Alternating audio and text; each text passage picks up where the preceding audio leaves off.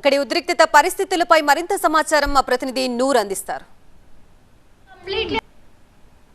హైదరాబాద్ పాతబస్తీ సైదాబాద్ ప్రాంతం, ఈ ప్రాంతం గతంలో మనం పోల్చుకుంటే ఎక్కడ దేశవ్యాప్తంగా ఎక్కడ పేలుడు జరిగినా, ఎక్కడ ఉగ్రవాద లింకులు బయటపడ్డా దీన్ని ఆటోమేటిక్గా దీని లింకులు హైదరాబాద్ పాతబస్తీ సైదాబాద్ ప్రాంతంతో అప్పుడు ముడిపడి ఉండేవి. అనేక ప్రాంతాల్లో కూడా హైదరాబాద్లోని అనేక ప్రాంతాల్లో కూడా ఇలాంటి దాడులు జరిగినప్పుడు పోలీస్ అధికారులు అయితే దాడులు చేస్తే పట్టుకున్న పరిస్థితి.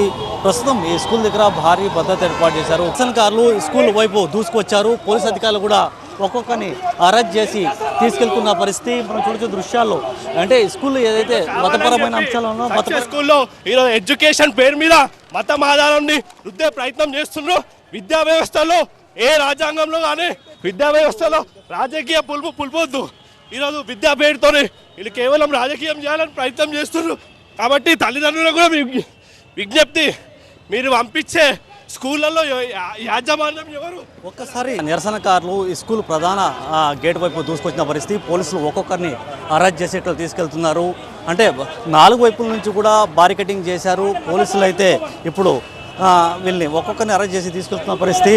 ప్రస్తుతం చార్మినార్ జోన్ డీసీపీ కూడా స్కూల్ వైపు వెళ్తున్నారు. అక్కడ ఎవరైనా నిరసనకారులు లోపలికి వెళ్ళారా, నిరసనకారులు ఎలా లోపలికి దూసుకెళ్లారే అనే కోణంలో కూడా ఎక్కడ ఈ నిర్లక్ష్యం జరిగిందని కూడా పోలీసు డీసీపీ స్వయంగా ఇక్కడ పరిశీలిస్తున్నారు.